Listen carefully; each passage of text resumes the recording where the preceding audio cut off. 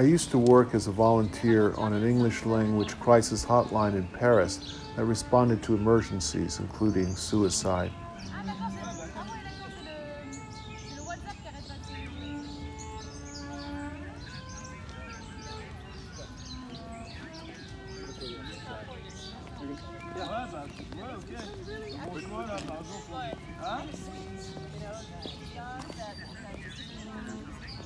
It left me feeling that people who want to off themselves are usually among the people we'd like most to keep around.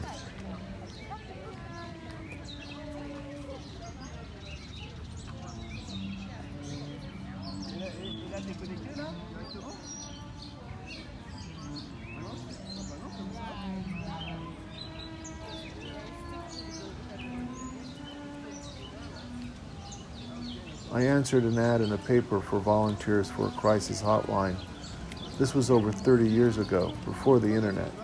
I was accepted and trained by a Jungian analyst. We learned how to listen.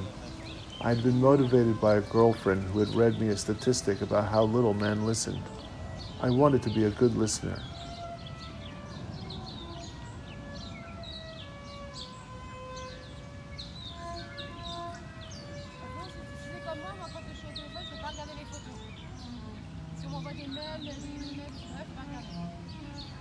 Most of the people who worked on my hotline were women. Incredibly, a large portion of the callers were men hoping a woman would answer because they wanted to masturbate.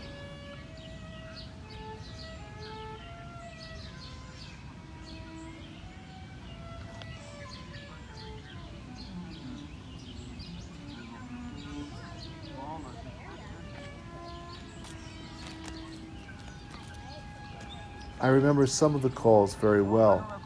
I also remember that some of the callers were French and their English was often not very good. It struck me that they wanted to have their crisis in English or connect about it with someone whose first language was English.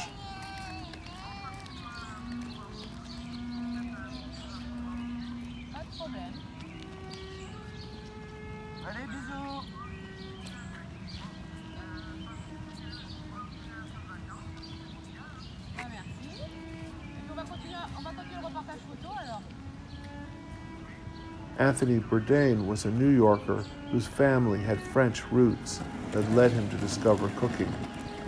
He is an example of someone who committed suicide, who I wish was still around.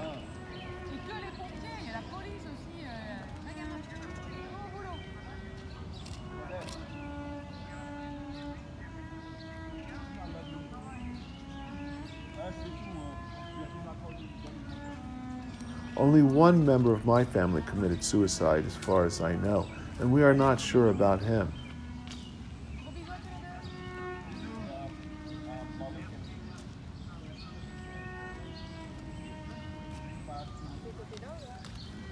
He had been in a VA psychiatric hospital for 10 years, and after a recommendation that he receive a lobotomy had been overturned, he either wandered off or fled the grounds of the hospital, and was either accidentally or by his own volition hit by a train.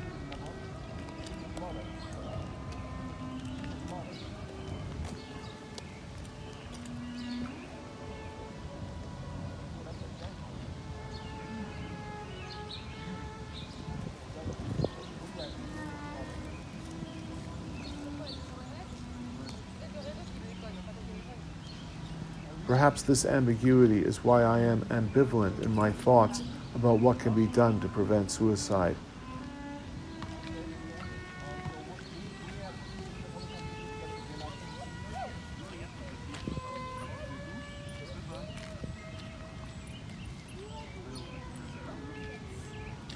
Hear people out, become better at listening.